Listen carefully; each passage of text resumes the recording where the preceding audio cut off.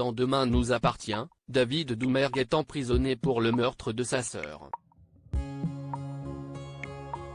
Mais il n'est pas le seul Sétois à avoir retrouvé les barreaux.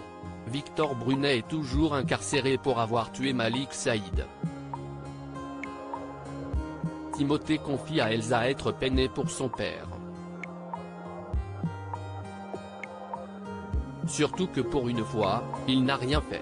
Mais le jeune homme n'est pas au bout de ses surprises. En effet, Victor a été libéré.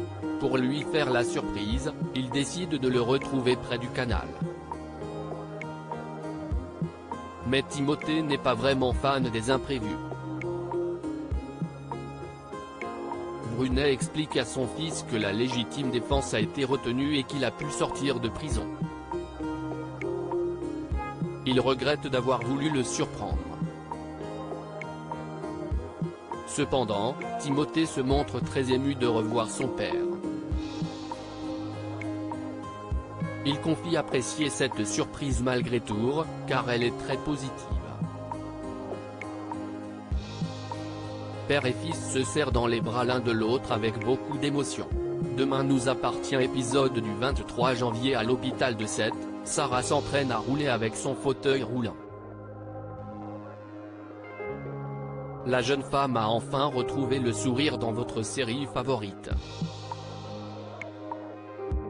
Victoire est heureuse de la voir aussi contente. Tout à coup, Sarah voit David passer sur un brancard, inconscient. Escorté par Mélanie, le jeune homme a été retrouvé inanimé dans sa cellule. Victoire s'insurge. Elle estime que sa place est à l'hôpital et non en prison. Peu après, Roxane rend visite à Sarah. Cette dernière l'informe de l'état de David. Roxane refuse de laisser son frère seul, mais Mélanie surveille sa chambre. Ni une, ni deux, Sarah demande de l'aide à Mélanie pour la pousser avec son fauteuil et l'emmener à la cafétéria. Roxane se glisse dans la chambre de son frère et s'effondre en larmes. Elle lui promet de toujours parler de lui à sa fille et de ne jamais l'oublier. Un peu plus tard, Bart apprend par Raphaël que la peine de David est suspendue. Cependant, il a été transféré à Brest, là où il était suivi médicalement. Roxane peine à accepter la nouvelle. Elle comprend qu'elle ne reverra alors jamais son frère. Néanmoins, Sarah pointe du doigt que l'affaire est bouclée. Ainsi, elles pourront aller le voir, mais discrètement. François mène son enquête. La découverte de la médaille de son père a troublé François dans Demain nous appartient. Il décide d'ouvrir l'ancienne cantine militaire de son père disparu. Ce dernier était pilote de chasse et a disparu quand François avait 13 ans. Sa mère a toujours dit à son fils que son père s'était enfui avec sa maîtresse.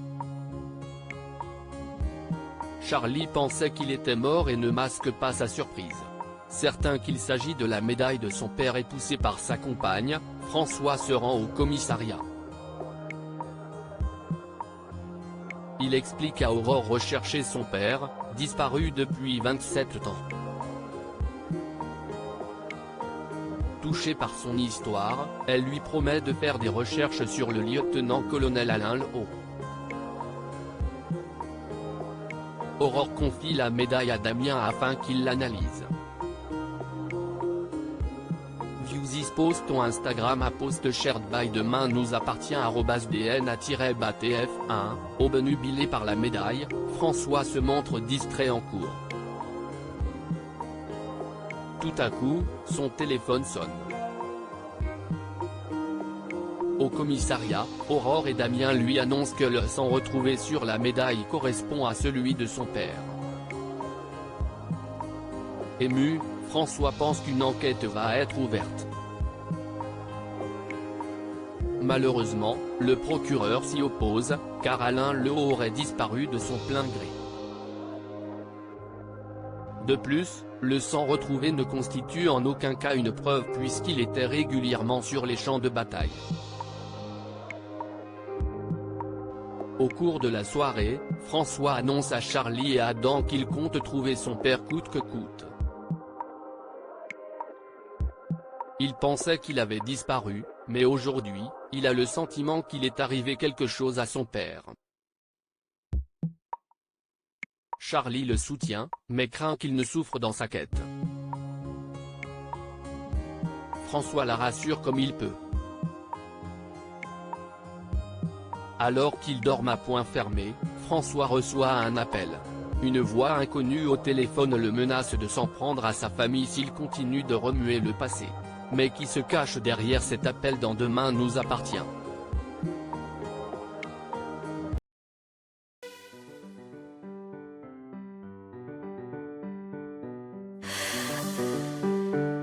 나